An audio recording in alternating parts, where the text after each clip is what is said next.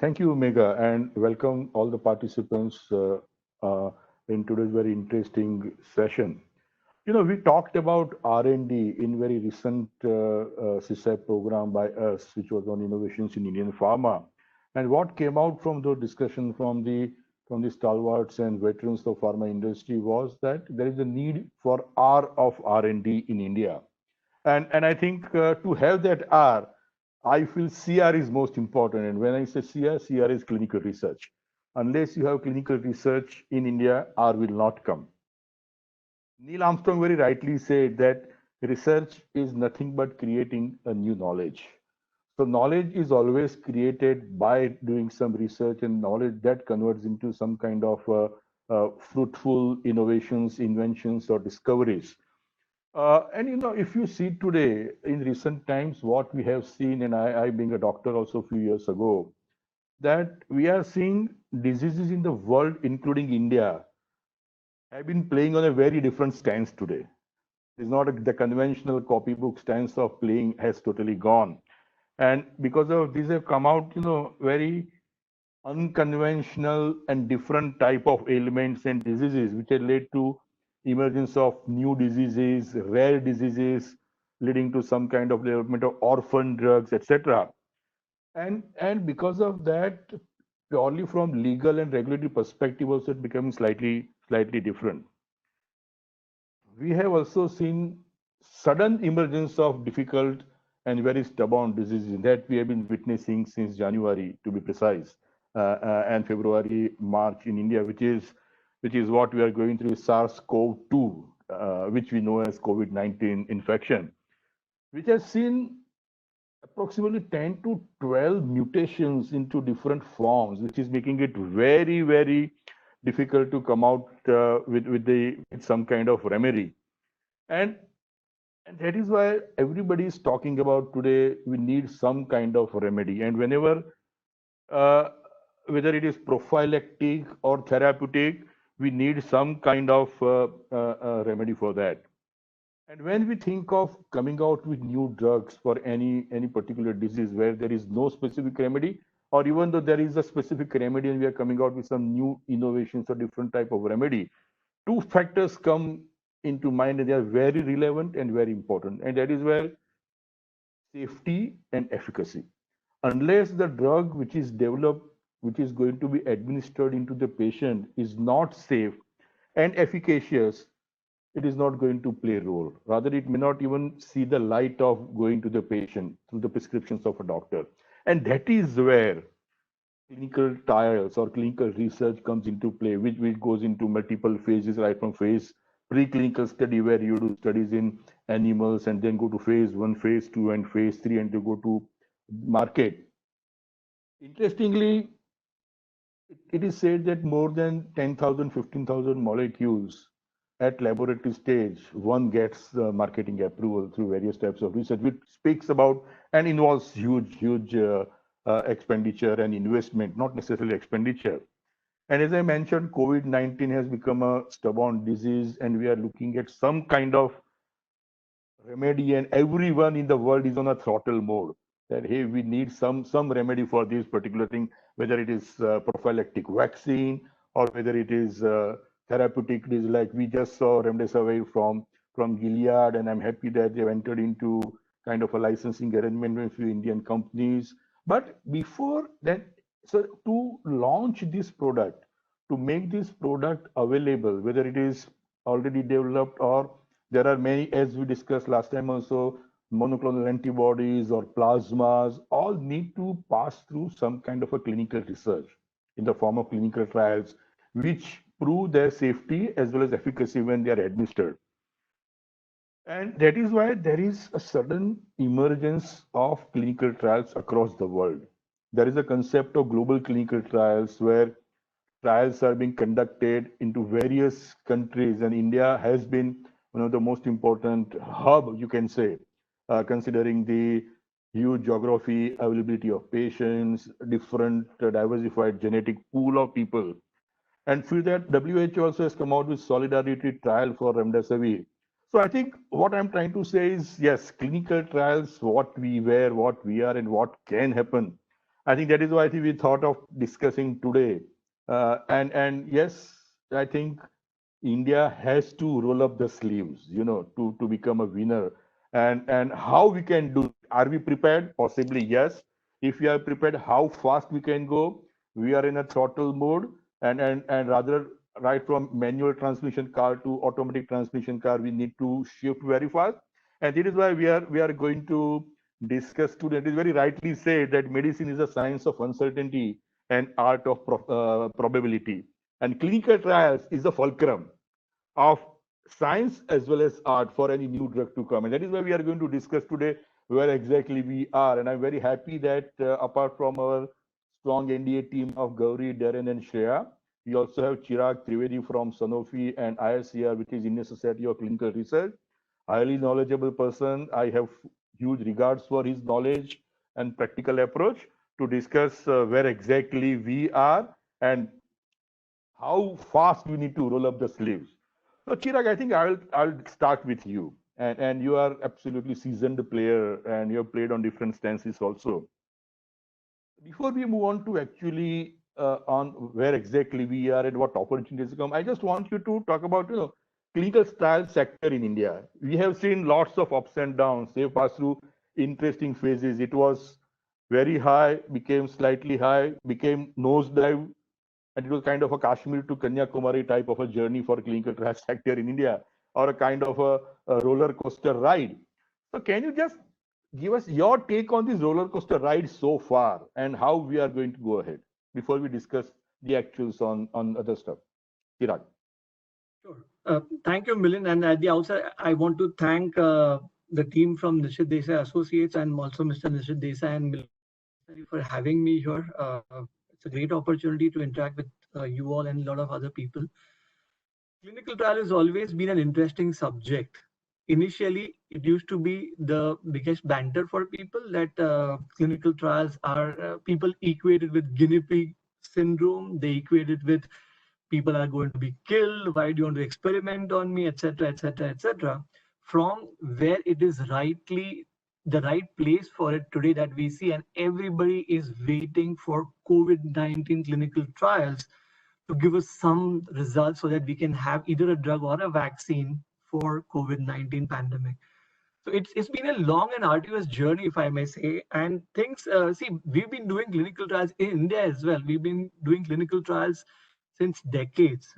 Any drug then you and me or our families consume today has gone through the rigors of clinical trial. That means clinical trials are essential part of a drug development, and these are absolutely necessary. There are many safeguards in place, and because we deal with human lives, contrary to the people's opinion, whatever it may be, but this has got one of the safest places wherein we have a lot of checks and balances in place to make sure that human life is protected at all times, the rights, safety, and well-being of the patient is protected at all times.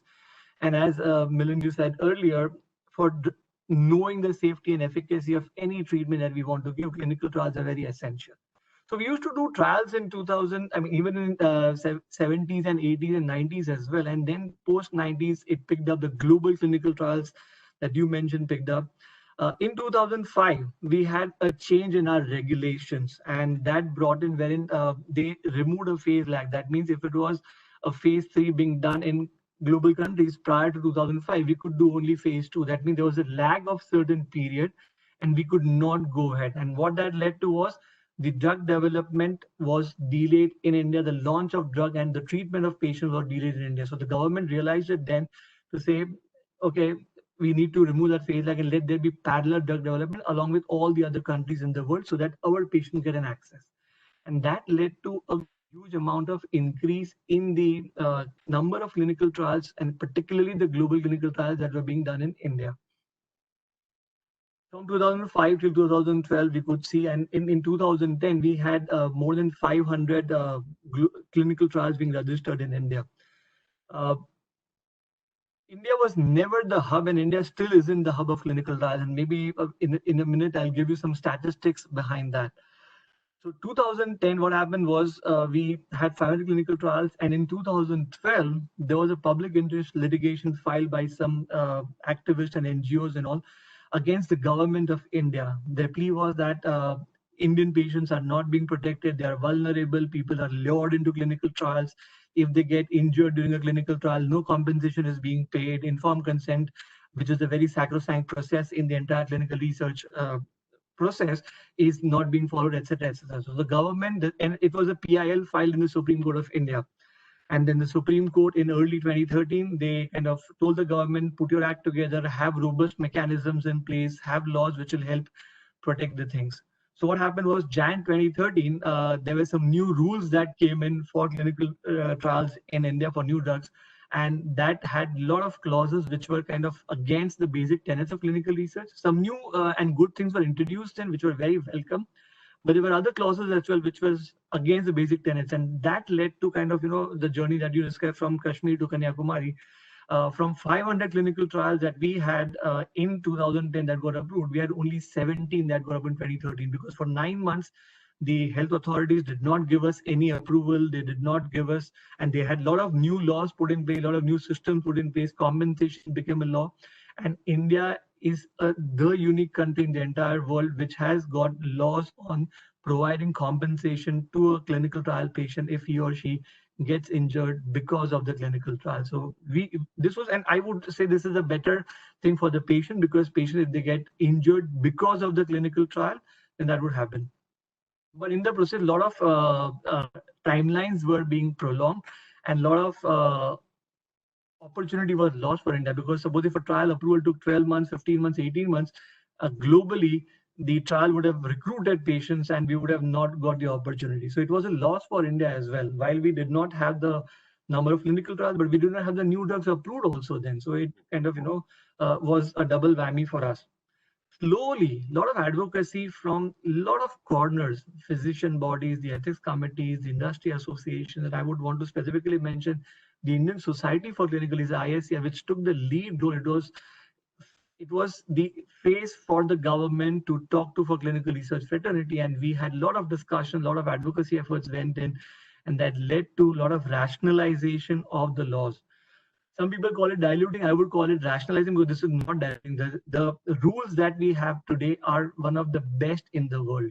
They protect the rights, safety, and well-being of the patient, and at the same time, they make it convenient for a researcher to do research in India. So from 2015 onwards, we saw a slow rationalization of those regulations. Timelines which were very long kind of started to define, and all those things started coming in place. And what the government added was an audio-visual recording of the consent process, again, to make the informed consent process more robust. And again, India is a unique country in the entire world to have this audio-visual recording, which obviously safeguards the patient, that all the information has been given to the patient and patient has voluntarily consented to be a part of the trial. And it's a fair and good process for the patient. So all these things led to new rules that came in last year, what we call it the new clinical trial rules 2019, and that were very balanced. One of the most balanced rules that we can say. And again, one of the rules that you will find very little ambiguity in it for clinical trials. So it was really a very good period for clinical trials. And that has led to a lot of positive image. If you see from 2013, 14, 15, a lot of negativity was there for India. Even if you see in the newspapers, 49 babies died in clinical trial. Now, and we had a lot of work that we did with our media colleagues as well, wherein let's differentiate between due to clinical trials and during a clinical trial. Now, all those died because of their disease per se. None of them died because of the trial, but then that's how people did, and then make sensational news. So the perception was very negative. To this now, and ISCR worked a lot to make sure that the perception becomes right. And today I can say we have, since last more than 2 years or so, we've not had any negative article on clinical research. People have been putting up the right things which are there, and that's how we have moved. So the needle has moved a lot. So if you see in terms of some numbers here, if I can give, in 2010, we were more than 500 trials. 17 in 2013 global clinical trials, then slowly 90, 54, because the trials started going down. And then after the new rules came in, so the 91 in 2017, and then 67 global, and then 96. So in all, we had close to global and local Indian company clinical trials, close to 200. So again, we were coming back from what was there from 17 in 2013. So we are seeing an uptake. And of course, this is just the beginning, Milind. So we have a long way to go. Over to you, Milind. Thank you very much. I think that was a great download in a very crisp way, very lucid way. And I think I'm so happy that you have touched upon all important points which we are going to discuss. And I take back my word called roller coaster ride. And I use it being a doctor, it was more of an ECG curve ride. Let me put it that way. That I think the life has come back. So I think, interesting journey of clinical trials. And you rightly mentioned that, yes, negativity happened, especially when the uh, PIL by Swasthadhikar Manch that happened, which really changed the scenario, played significant role. And we have Gauri today, has been involved in clinical trials right from developing various models also. So before we move on to specifics, Gauri, I also want to pick your brains in this entire ECG curve type of ride which clinical trials in India had, and I'm happy Chirag ended on a very positive note that regulations played significant role, and it rightly touched upon few developments right from timeline to complaint, etc. happened. But what were the major concerns and why actually that happened? Can you quickly tell us that? Sure. Doc. My first ever matter that I did on pharma industry was on clinical trial. And at Yes. the same time, you mentioned is 2005. I distinctly remember, it was one of the foreign companies we were Yes. advising. And since then, we just had so many matters coming in because of the point that you mentioned about, changes in the regulations in 2005 on the phase part. So honestly, when so we have, I mean, as a lawyer, on the other side, I've seen the entire journey on how things were happening. But I thought that, in that particular period between 2005 and 2012, and this is important for us to reflect back always because want to launch on a journey which is going to be very important journey. It is going to be, on the research side in India. It is important to reflect back to see what may have gone wrong.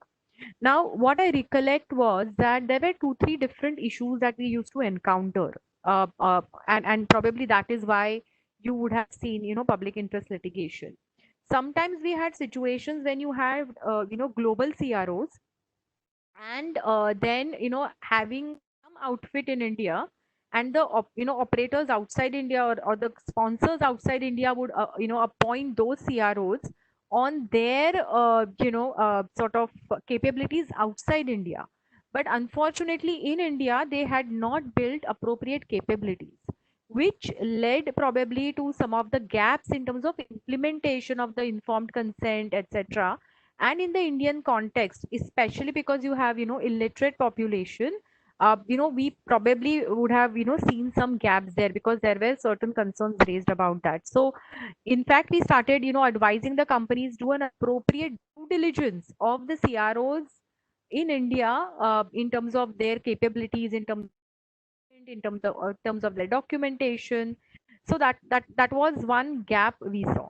The second point, from an overall perspective, if you really see the entire Supreme Court litigation that Chirag mentioned and the orders therein, you probably would notice that probably regulators themselves coming up to speed insofar as what is required in terms of getting up an appropriate trial conducted in India.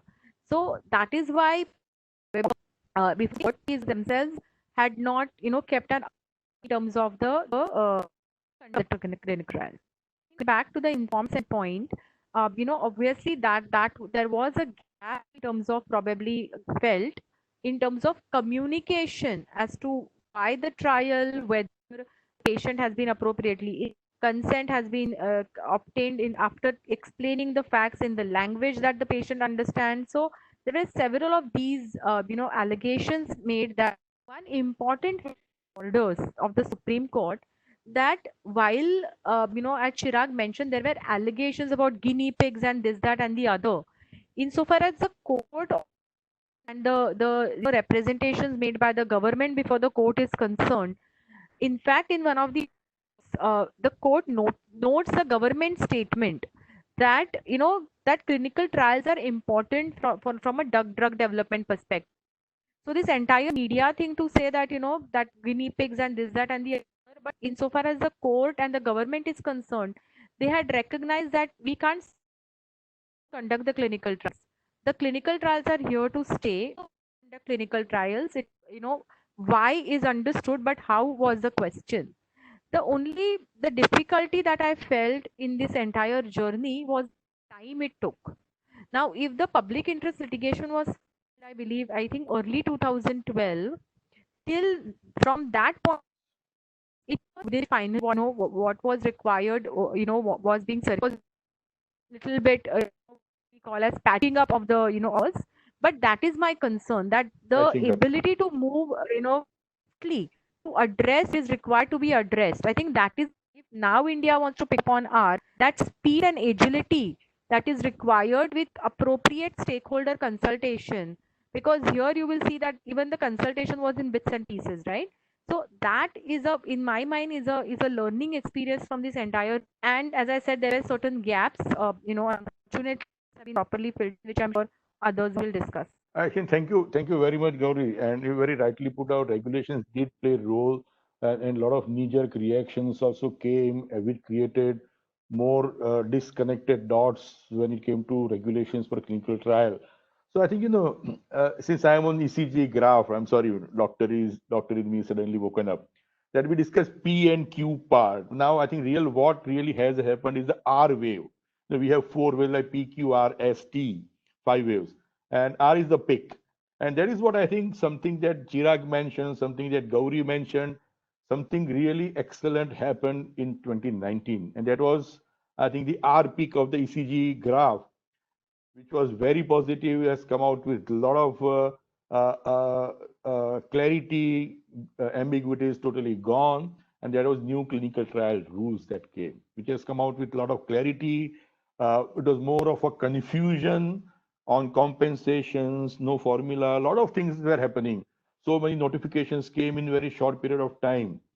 So Darren, I think we have studied, we have commented, we have played some role in by commenting on the draft clinical trials rules and all our comments.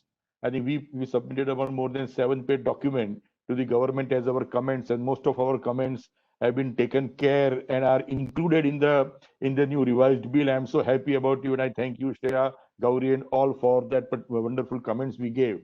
So I just wanted to give a very quick overview of new clinical trials rules, mainly the positive parts and how it is going to change the scenario. Sure. Thanks, Dr. Anthony. And I think Gauri and Chirag have both put it together really well, to the extent that, we moved from a patchwork of existing law to what we now see as a very balanced document. And with that, I'll touch upon how exactly things have changed in the new clinical trial rules that have come out in 2019. And, broadly, I can say that the new clinical trial rules are an amalgamation of what you saw earlier within the framework of the existing drugs and cosmetics rules, particularly Schedule Y. And now all the other orders that came out from time to time in order to address some of the issues or the gaps that we were facing in terms of what was not covered within Schedule Y itself. Now, new document, what we're finding is that there is a lot more clarity. And as Chirag mentioned, there is a very fine balance that has been struck between the patient interest. And we can see that by way of the fact that a lot of the stringent requirements that were in the patient protection and patient safety point of view have made its way into the new law as well.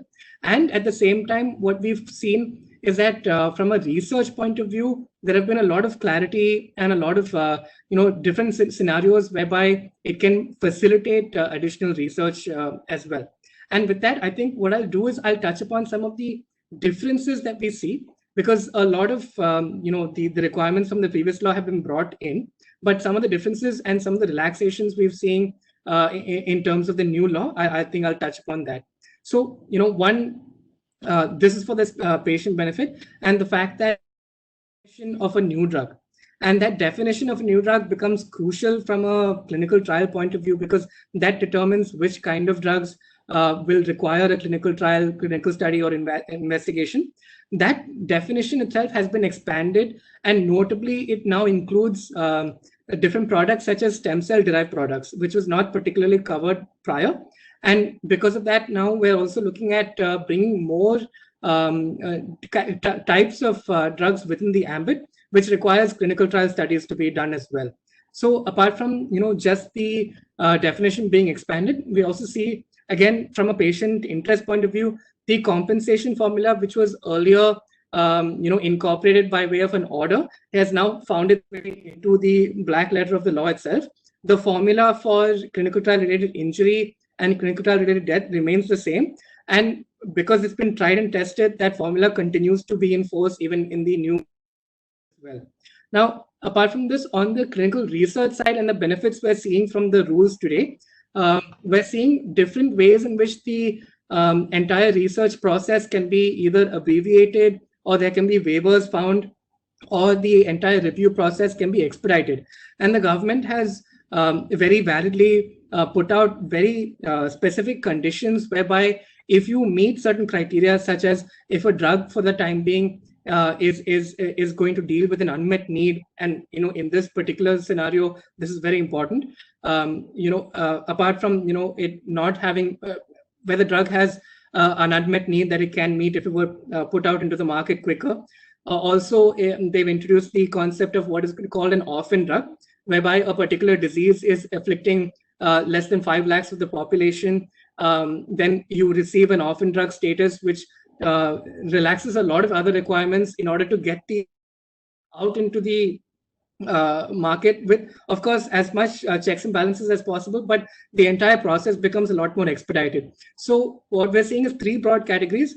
One is scenarios whereby you can receive clinical trial waivers or waivers of certain phases of the study. For example, if for phase 3 you have already conducted and received approvals for your product in other developed jurisdictions, and has been specifically identified by the drug regulator, in such situations, you may be able to procure a clinical trial waiver to the extent of having to move ahead from phase 3 studies, because the safety and efficacy are already established in other markets, and there will be no change because of the fact that it's being used on the Indian population. So apart from clinical trial waivers, we're looking at abbreviated trials, we're looking at expedited review processes, so on and so forth. So that's a big boom for the clinical research.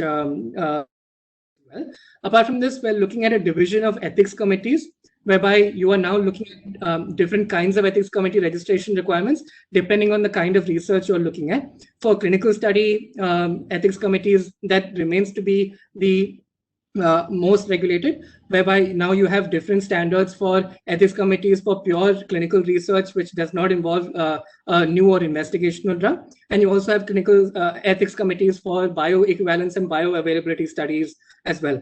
So another point, and I think I'll end with this one, is the fact that there are now very definitive timelines by which certain approvals are given. One, of course, is on the global clinical trials. Within 90 days, the entire approval process should be completed. And the other is when it comes to a domestic trial, the entire process is completed within 30 days. And if not, there is a deemed approval that is now granted in such situations. Even the ethics committee registration process has a definitive 45-day timeline. So the entire process is, and researchers are able to foresee exactly how long a particular trial can take place depending on the approval process. So I think with that, I'll hand it back to you, Dr. Nanthani. Thank you very much, Darren. I think you touched upon very important and key factors of new trials. There are so many important points which we did not touch upon from the paucity of time. But what you touched upon are very relevant, right, from ethics committee to timelines, etc. And it is said that before these rules came, I think the oxygen saturation of clinical trial sector was moving in 60s and 70s. And with this, or maybe it was possibly on a ventilator type of a situation. Now we are absolutely on 95 plus oxygen saturation clinical trials, and that was endorsed by none other than Chirag. So I think before we move on to the actual scenario on how things are going to change in present situations. So Shreya, I want you to quickly touch upon and tell us about what are the important do's and don'ts or best practices every stakeholder must adapt for clinical trials in India? Sorry, I was on mute. Okay, please. Yeah. So I think the first important rule, and the way I'll cover this section is I'll just go over the rules because that will automatically cover the don'ts. Because as Chirag said at the beginning of this CSEP itself, that the rules are very comprehensive. So as long as you're not breaking the rules, that definitely covers all your don'ts. But with respect to do's, to ensure that you don't break any rules, and if you're always compliant, it helps to think of the rules in a certain way. So the first thing to keep in mind is that, we've spoken a lot about the new drugs and clinical trial regulations, but that's not the only set of rules that governs clinical trials in India. So by reference, the new drugs and clinical trial rules also include the good clinical practice guidelines and the guidelines released by the ICMR on research on human participants, which we refer to as ethical guidelines. So it's like a cohesive framework of regulations that governs clinical trials. So it's not enough to just rely on the new drugs and clinical trial rules. And it also helps in case there's some ambiguity. For instance, are you required to have an insurance policy, or do you only need to keep a compensation plan in place? Things like this, maybe you won't have straight answers from the new drugs and clinical trial rules. But you look at the ICMR guidelines, you look at the clinical practice guidelines, like, they'll give you more guidance on how to go about conducting a clinical trial. So it's important to think of this as a cohesive set of regulations as opposed to just a one-off. The second do is that, and something that we've come across in the past, under the new drugs and clinical trial rules, even earlier, you had to report every serious adverse event within 24 hours to the drug regulator, and then you had to give a report within 15 days. So I think for all sponsors conducting clinical trials or for CROs, it's really important to have a system in place for these reporting requirements. Because if the drug regulator finds out in some other way, or if they find out much later than they were supposed to, then it's quite possible that the clinical trial actually gets cancelled and all that work that has been put into place, it goes to waste, people's lives are harmed, and, CROs' careers are spoiled. So to avoid all of these things, it's really important to report everything that's happening to the drug regulator. The third thing to keep in mind is that one must answer every communication that one receives from the regulator, even if it's something that seems to be not particularly important, or just a small request for information, or an offer, or saying that, they're probably planning on auditing. So that's because even if it's small communications, like a request for information, it's very easy for them to build up over time. And so over time, what ends up happening is that, you get like a request for information, and if you haven't replied, suddenly it becomes a show cause notice. And so to avoid situations like this, it's important to respond to every single communication made. And lastly, I'll end with this point. It's important to document every single thing. And here I will place specific emphasis, one, on patient consent forms to ensure that everyone who's enrolled in a clinical trial has been informed. And second, that there's audio and video recordings of every single patient who's from a vulnerable category. So for instance, if a patient is from the armed forces, is a minor, is not capable of giving consent due to being unconscious, for all those instances, consent is to properly taken. Those are some of the few rules that I think one should keep in mind. Over to you, Dr. Thank you very much, Shreya. You covered a lot of things in a very short span of time, and it's important. If you know what to do rather than what not to do, I think things are going to be fine. And I'm reminded of one very good statement by former Attorney General of US, who once said that if you think compliance is expensive, try non-compliance once. I think we discussed a lot, and I think we are on a very positive. I'm energetic on clinical trials in India. So Chirag, now I'll come to you. Things look very positive on clinical trial front for sure. I just want you to answer that. Can you tell us that on the opportunities India can have in the present times, when so many drugs are being developed globally, something must be happening in India also. Some companies are working on vaccines. Some companies are. It is more vaccine that is happening in India rather than the therapeutic thing. Where exactly India is? Can we grab this opportunity? And as the theme of the top today's discussion says that, can really India give full justice to this? Can we really roll up sleeves? How far? And I also want to touch upon insurance part if you can, which because insurance is going to play a significant role in a present scenario. So I just want your take on this entire thing. Are we ready? Can you roll up the sleeves when everything is so positive? So, Milind, India definitely can roll up the sleeves. There is no doubt about it. Uh, are we there? No, not yet. And I'll tell you, even at our peak, when I said we were in 2,500 trials, we were always less than 2% of the global clinical studies being done. Now, I'll give you some statistics here, which will give us an idea of where do we stand today and what is the opportunity for us to go to. Globally, now there's a global website which is kind of registry of all clinical studies that go on, which includes interventional studies of treatment, surgical treatments, or drug treatments or so, and also observational studies, which are like you want to study a disease or the impact of a drug, etc., etc. So all these studies are included.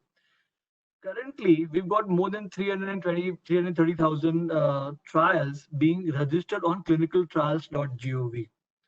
Now, if you look at that, of the 330,000, just about 4,000 studies are being registered for India, which means we are at 1.2% of the global clinical studies today.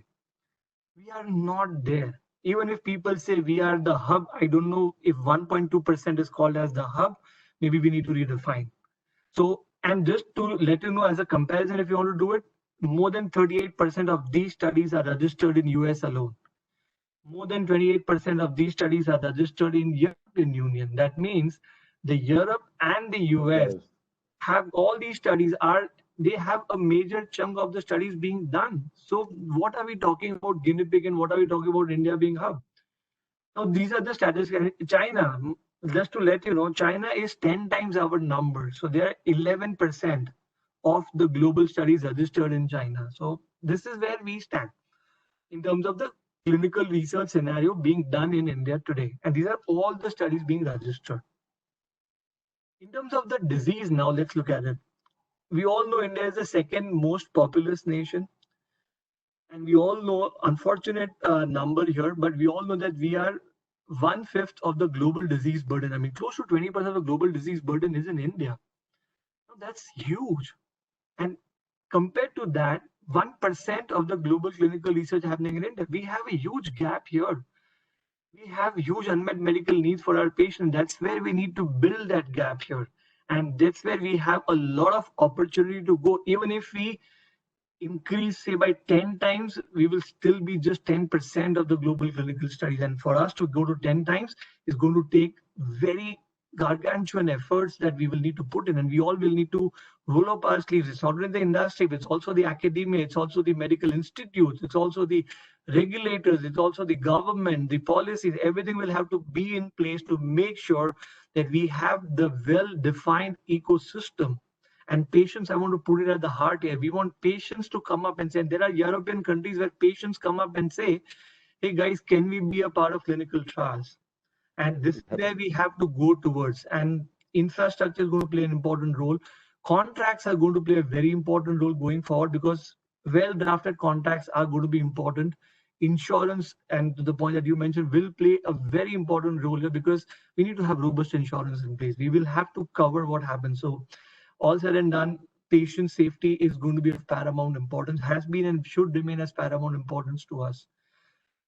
Do we have the wherewithal today? We are building it. See, in 2013 and the debacle that happened after that, we had a lot of erosion of talent.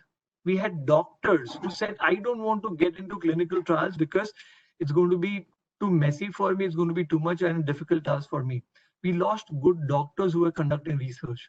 We lost people who were into industry, and they all, because the number of trials, no doubt the opportunities were lost. So while India lost on the new drugs being available for the patients, we also lost on that talent pool which was available. Employment opportunities also, there was economic loss as well, which happened to India. Slowly, 2018-19 onwards, and the new rules, as Darren rightly mentioned, it's really balanced and it is going to pick up the momentum. And we have to invest in our capacity, in our capabilities, all those things. And only then we'll be able to realize the potential. We need new drugs for treating our patients. The global disease burden, if you see in 2017, ICMR published these results. They compared the disease burden in India 20 years ago, so 1996 to 2016. And if you see, we have shifted in terms of our disease burden. In 96, probably the infectious tropical diseases were amongst the top, whereas now it's more of lifestyle diseases, the non-communicable diseases. So that is where is a shift, and we need new treatment. So definitely India has the opportunity, and India has the talent. Mind well, we have the best of the brains, and I mean we have to have a lot of government realizes this. The policymakers have realized. That's why, as Darren mentioned, for Indian companies wanting to do trials in India, drug discovery in India, they have given just 30-day period. If you don't hear from them, it's deemed approved. So that's a huge impetus. We heard from our Prime Minister yesterday, Atmanirbhar India, and that is where the government wants to push it, and we should grab this opportunity. Over to you, Milind. Thank you. I think you answered one question also. There is one question that whether he should do masters in clinical research from foreign university or not. Oh, there are good institutions in India. Please go to them.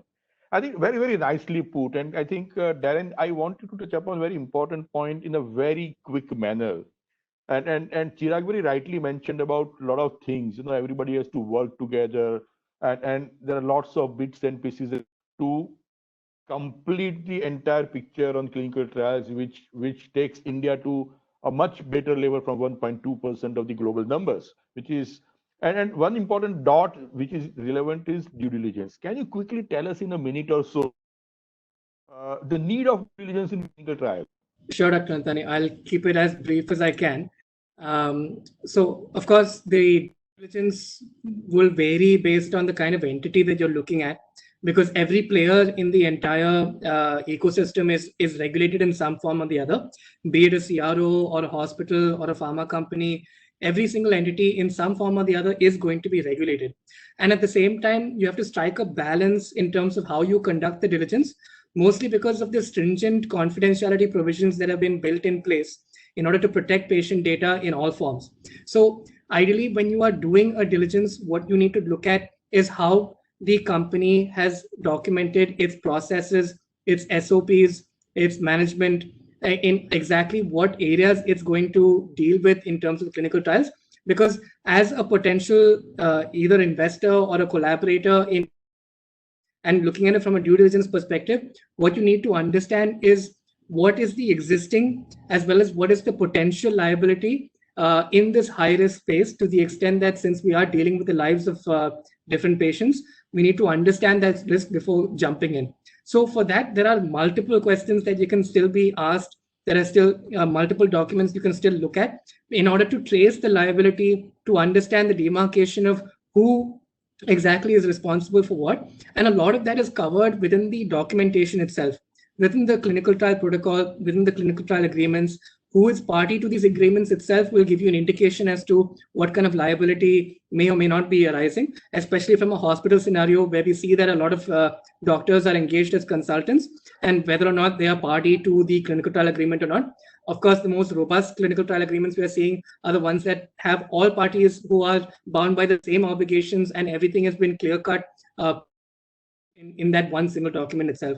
But apart from this, it's very essential to go through the various company policies that have been put in place on how exactly the clinical trial is being conducted, because any good company that will be conducting these trials have very robust documents that are in compliance with the new rules as well as the guidelines that have come out. And of course, the guidelines are very crucial in terms of being able to comply with how exactly things move ahead in the clinical trial space. So some of the questions are, are you minutizing the ethics committee meetings?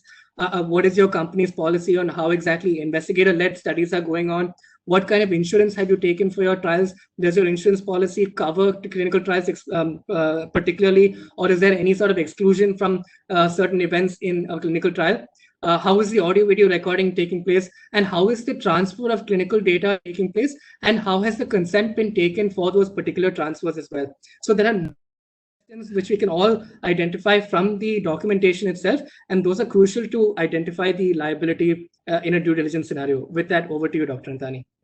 That was very quick, very crisp, and right on the dot.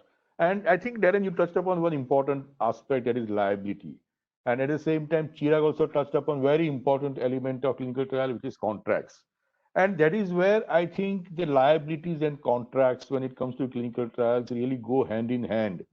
And that is where we need to develop a most ideal, suitable model which involves roles, responsibilities, certain clauses in contract. So whether it is a master service agreement or a clinical trial agreement, who should be the parties? And I'm so happy that Gauri, who started her first pharma matter with drafting of a contract, ended up developing very interesting models on collaborative arrangement between sponsor, institutions, investigator, CRO, CMO, CTO. So many names have come up over a few years. So Gauri, I just want you to take us through key elements in the entire clinical trials arrangement, purely from mitigating liability. Sure. So I think, what Chirag mentioned in terms of the contracts, right? So when we started initially, working on the contracts, what we realized, this is back in 2005, that typically you will have a global agreement, which was simply brought in, and said that, okay, we will use the same agreement for India purpose. However, in the Indian context, so the way it would work is that a sponsor and CRO will have an agreement, and then CRO would in turn have agreements with the hospitals and the investigators, etc.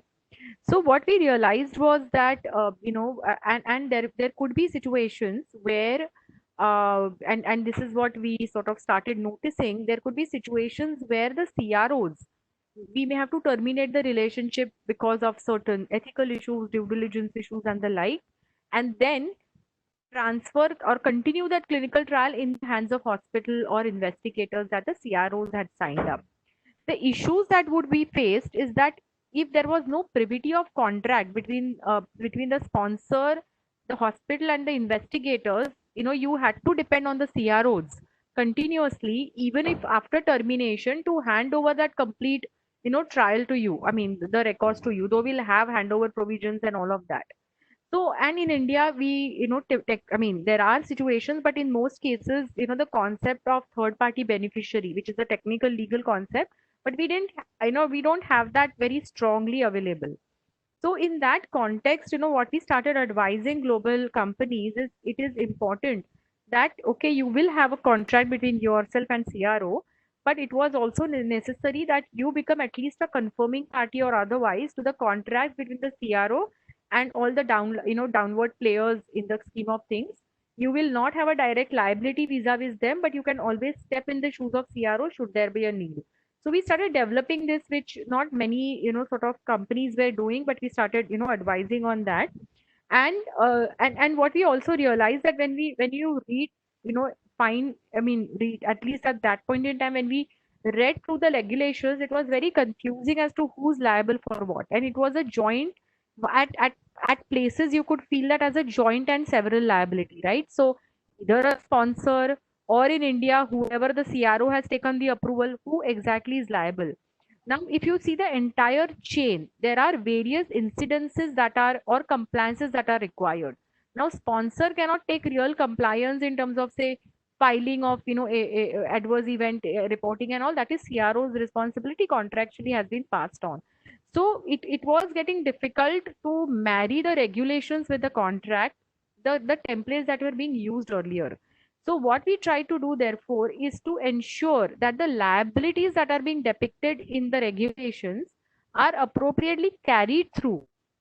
And contractually, if you have to pass on the liabilities, you are able to pass on those liabilities for certain, say negligence or otherwise.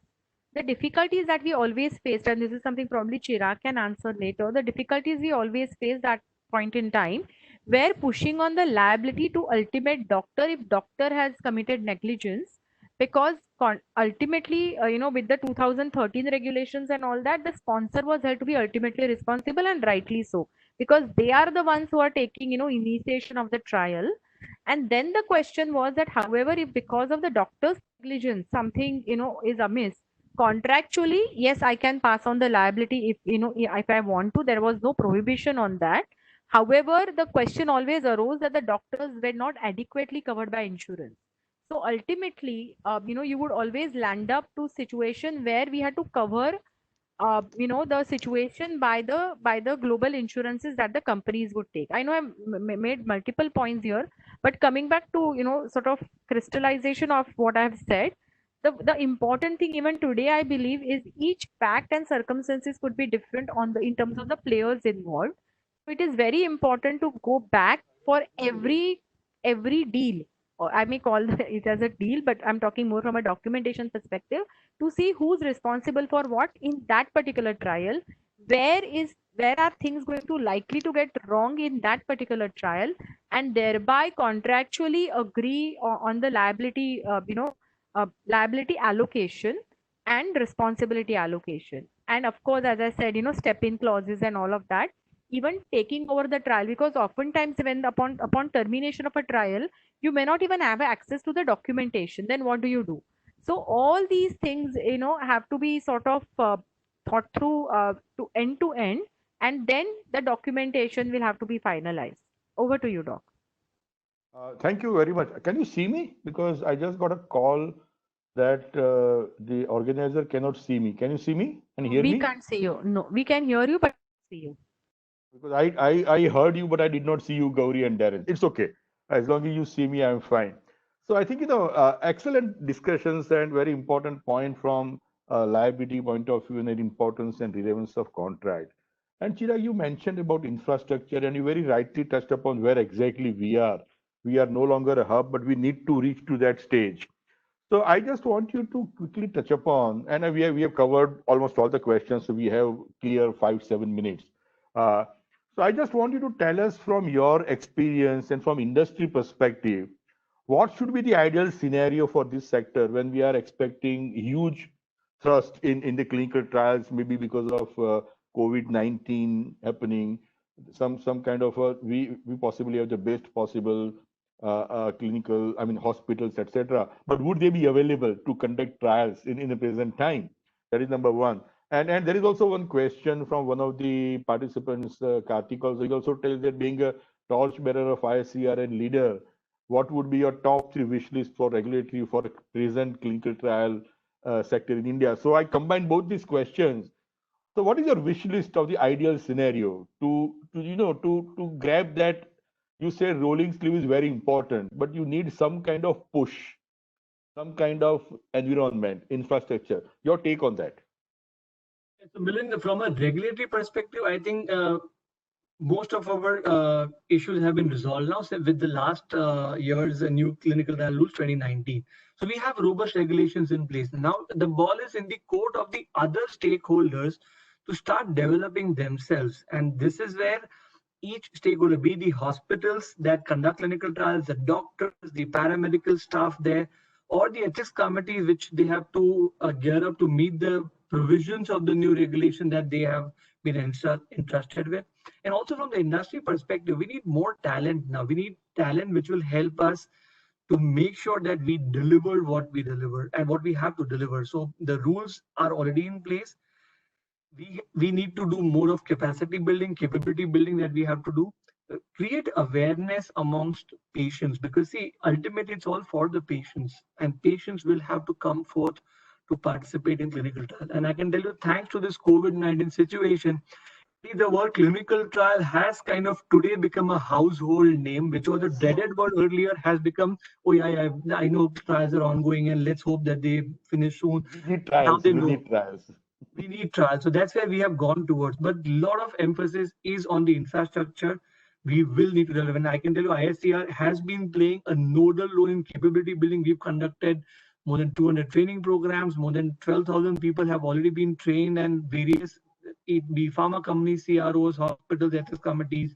We've done a lot of things here. So that will need to continue. Again, 1%, even if we have to double it, 2%, but we'll have to double our infrastructure to be ready for it. And all of those things will have to. So that's why I mentioned earlier about having a robust ecosystem where all the players will have to play their part to make sure that we become a well-oiled machinery. See, clinical research, as I said earlier, can become front page news for wrong reasons and for right. Today they are there for right reasons, and let us continue with that. We have to deliver quality with what we do, and whatever we do, we need to make sure that deliver quality. And I can tell you that the US FDA inspections for clinical trials, if you see, of the 100% done, 65%, 60% were, they had absolutely no comments on it, or 38% were just voluntary observations. So the quality of data so far is okay, and we have to maintain that. But infrastructure will pivot because we'll have to scale up now, and that quantum leap. So the decade of 2020 is going to be, we can make it a golden decade for clinical research in India and to develop newer treatments to help our patients. Over to you, Milind. Thank you very much, Chirag. So Gauri, Chirag is happy with regulations. I'm happy that I'm hearing from the industry veteran and the leader in that they are happy with regulations, and I too also agree. But I just, being a lawyer and very active in pharma space, clinical trial space, what should be the ideal scenario? Is there a dot which is missing from law point of view, which would definitely help create that ecosystem to take India to a next level or a higher level in clinical trial space, if we have that? Maybe 1 minute answer on that. Sure, in my mind, we can always keep improving the regulations, but I think the regulations are as good as its implementation, right?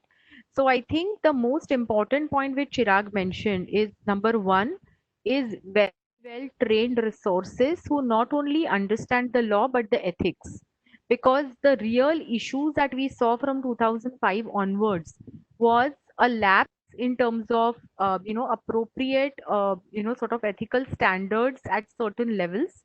So the investigators, the importance of understanding, when in doubt ask, or when in doubt, don't do it. That kind of a, that level of understanding is very important, because after all we are dealing with patient lives, right?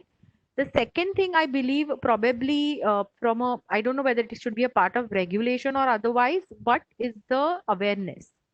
Because ultimately the fact that clinical trials are required and are here to stay, but they do come with their own sort of risks, and whether you are willing to take that risk, that kind of mindset or an understanding and some amount of counseling for that purpose is absolutely required. The fact that today when we say okay, driverless cars, or we say the 5G mobiles, they will have a radiation problem and all these things, so ultimately we take a decision knowing the balancing aspect and decide whether yes or no.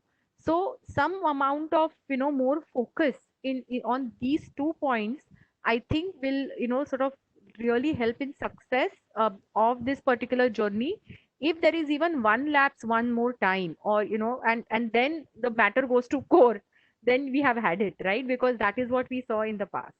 Yeah. Thank you, Gauri. And I think last question, Chirag, too. I want 15-second answer from you. We were somewhere, we are there, we can be there, and we will be there in clinical trials in India. Can you tell us quickly, where do you see clinical trial sector in India 3 years down the line and 5 years down the line? Milind, I see it growing because, as I said earlier, we need trials for our diseases that we need to conquer yet. And I see it growing because government has realized it, policymakers have realized it, the industry has realized it, the stakeholders are realizing it now, and all of them are gearing up. So if I see it from a perspective of industry, yes, we will have more investments going through because clinical trials are important. Even the Indian industries are coming up. If you see many of the Indian industries today, even in COVID-19, they are coming up with their own treatments now. So obviously they are putting in a lot of thrust. So as I see it, they are going to increase, and we see a lot of opportunities for drug development, opportunities for patients to get newer treatments, and also opportunities for us to develop our talent pool, contribute in the economy of the country as well. So these are the opportunities that I see in the next 3 to 5 years. Great. I think that was a great discussion. I think we have answered almost all questions. There was one question on job scenario post COVID-19, which I think we have touched upon. Because that sector is going to grow, there definitely would be opportunities for freshers as well as seniors for sure. I'm sure Chirag agrees to that. And then the question Yes. on doing masters in clinical research in foreign universities, call is yours, because don't expect some. If you get on the lighter side, if you get similar type of scenario, you may get stuck there. Better Atmanirbhar, Swanirbar. That's what we heard yesterday. But on a serious note, I think India does have excellent institutions and provides excellent training and imparts excellent knowledge. So I think Chirag also would agree that Indian institutions do have excellent master's program. Definitely work on. I think thank you very much all, and I think I don't want to go much into that, but I would like to just end by quoting Ernest Hemingway in The Old Man and the Sea. And he very rightly said that before you act, listen. Before you read, think. Before you spend, earn. Before you criticize, wait. Before you pray, forgive. And the most important line, before you quit, try. That try is what clinical trials is. And that is why the word clinical trial includes try. And as long as we keep on trying, keep on working hard, and everybody on the panel would agree that whenever any drug gets approval, whether it is vaccine, whether it is therapeutic treatment for COVID-19, first vaccine is expected in maybe September, fall, they call it. But I tell you with confidence and in Hindi mein chhati phula ke, Indian clinical trials would have played a huge role providing data to global companies to get that approval from various FDAs of their respective countries. So thank you very much. And before Megha sums up, I want Nishit Bhai, if you want to say any concluding remarks. No. Yeah, my concluding remark is a big thank you, Chirag Bhai, and Gauri, Shreya, and Darren, and of course, Milind, the wonderful moderation. So I think we are already past 5 minutes from the session time, and I don't want to take too much time, but it was very, very useful, helpful, and I think we see a lot of hope going forward. Thank you so much.